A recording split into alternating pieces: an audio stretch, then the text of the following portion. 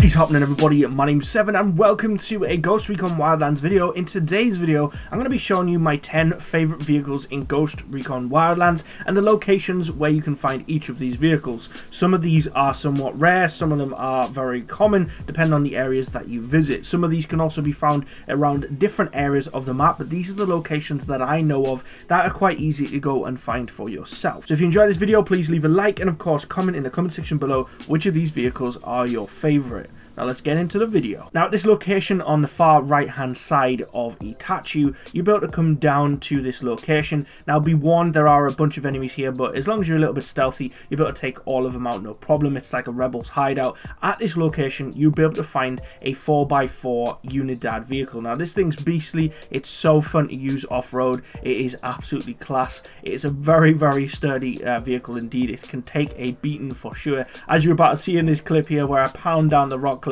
and I just fly it around. It's also a really good vehicle for drifting. If you're somebody who likes the idea of drifting vehicles, this drifts really well side to side, so you can practice your drifting and drift in between cars, and of course, you know, just do some mad tricks, man. So let's move on to my second favorite vehicle. Now in this one, I'm going to be showing you two vehicles. Up at the top left hand corner of Kawoni, there is an airbase. Now around the back side where I'm showing you here, very close to one of the towers, be warned, there are enemies around here. You can find two different types of trophy truck. So at this location you can find a trophy jeep and a trophy car. Of course these are both very different and they handle different, and of course they're just genuinely different in general, but they are very cool. I like this one very much, the jeep. It is a funky style, I like it a lot, but I do also really like the race car. So this is the one I show you in the clip. I do test it. If you drive around carefully, you can get out of here without damaging vehicle too much. There is a path that you can follow. All you got to do is just follow these roads around and make sure that none of the enemies actually spot you. If they do, just run them over, man, and head off into the desert, drive off into the sunset or the sunrise, and enjoy your time racing around in a trophy truck. These things are beastly. I love the style of them very, very much indeed. Of course you can find these around the map at different locations, but I haven't actually found a location where they're both sat right next to each other like this, so this is probably the best one to do. I just flew a helicopter up, skydived down, landed, grabbed the vehicle and escaped. The third vehicle I have for you today is at the bottom section of San Mateo in a very small confined area. It's surrounded by cliff edges. It's quite a nice scenic area. Now at this area you can find a standard digger, and of course you can drive this around if you wish. I'm just showing you here example what it looks like, and you can also find something known as the Killdozer, which is an armored version of the original digger. This thing is beastly and it is a very, very nice vehicle to be using. I also like how you have your teammates sitting on the side of it. It's quite comical. It's very shiny, so if you're a magpie, you'll definitely like this vehicle indeed. It's a very, very cool one. You can find, I think, 3 or 4 of these around the map. This is one of the most chilled locations that I know of where you can find this vehicle. There are ones where it's swarmed with enemies and the chances of getting them are pretty low because you're going to probably get killed. If you're a fan of boats, then the best place to come to is of course Aguade Verde. Now there's a party island right in the center of this area where you can see where I am right now. You can find yourself some combat helicopters. They're just up above. There's 4 of them lined up. Or if you want to grab yourself a party boat, make sure you just kill this fella here and you have 3 to choose from. So you'll be able to pick any of these 3 depending on the color that you want, and of course you can just head off into the lake and just drive around and have a laugh. Of course if you've got friends in your game too, there's enough for everyone to grab a boat. Well, one of them will just have to grab a fishing boat, but the rest of you will be able to have a party boat of some form and be able to race around. Unfortunately the weather wasn't very good for a party, so I had to go out into the lake by myself. But don't worry about that. We're going to move on to the next vehicle that I really like within Ghost Recon Wildlands. The next vehicle is in Espirito Santo, and this is the black Lamborghini. I made a video about this the other day, and a lot of people have said that they've seen it before. However, I hadn't actually seen it at the time of making that video. But in this location where I am right now, there are a bunch of enemies, so of course you want to kill them off. Once you've done that, you'll find a Lamborghini here, and sometimes a standard Lamborghini, which is the grey, can spawn here as well. And there's also a darker grey that can spawn sometimes as well, but in this dead on location you will always find this black Lamborghini, and it looks really, really cool. Of course it handles the same as the original Lamborghini. The only difference is the actual skin of the vehicle itself, but these aren't as common as the actual standard white and grey vehicles. There are less of these in the game itself. For the 6th vehicle, we're heading over to Flor de Oro, and around the center mass of Flor de Oro there is a location which is known as the Hunting Lodge. Now at this Hunting Lodge, this is where the Unidad officers come to like chill out and stuff. Obviously we're going to go in and wreck them. So you know, expect some combat here. There are a bunch of different Unidad soldiers.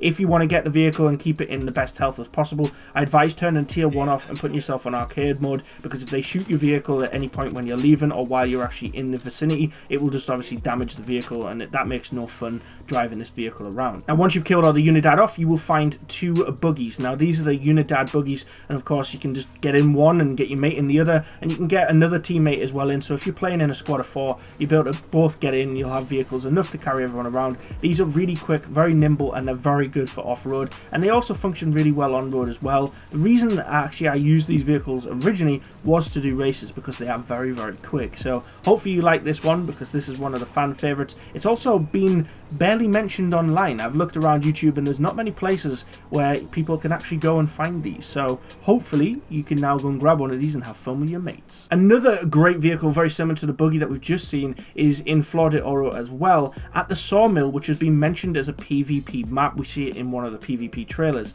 Now at the Numachu Sawmill, at this location where I'm standing, you will be able to find a very, very cool vehicle. This is the AMV, and this is the Unidad vehicle as well. It's like a larger sized, it's like a mix between a Jeep and the buggy itself, and you've also got the minigun attached to the top, so you can grab somebody up there, get your mate on there, and start pounding bullets into the enemies as you race around. And it's obviously brilliant for going off-road as well. I like the style of it, I like how it handles. It's a funky vehicle. This is a very common one, but in Libertad, you can come down to the actual Libertad airbase, and at the location I'm at right now, there is a bunch of cargo planes. So you can hop inside of these and have a whale of a time. However, once again, it's probably better to turn tier mode off and go in arcade, just so you can get in the vehicle and obviously cause less damage to the vehicle when you're escaping. Now, these take off surprisingly quicker than you actually think. As you see here, I do this jammy movement. I don't know how I pull it off. And I managed to squeeze past the plane and a parked vehicle and all of the bullets that are flying past me, and as you can see, I pretty much take off within no time at all.